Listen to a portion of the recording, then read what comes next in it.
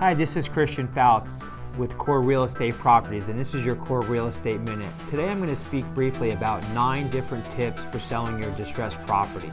The first one is you need to avoid the costly time and expense of listing it through the MLS with an agent.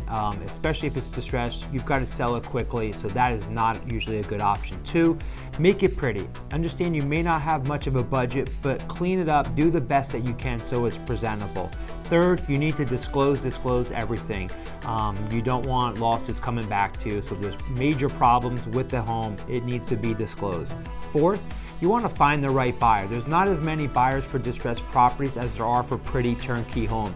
Usually you'll have to deal with a real estate investor, a local home buyer, such as our company, Core Real Estate Properties. You need to be flexible, meaning maybe have a backup plan in case you can't sell it, maybe you can rent it. Also, at the same time, you need to be patient. You may not sell it, one day, 1 week.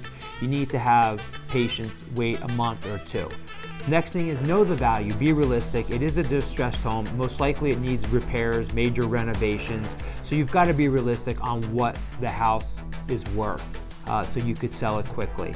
Make sure all the paperwork is done right, whether that's hiring an attorney or dealing with a professional home buying company.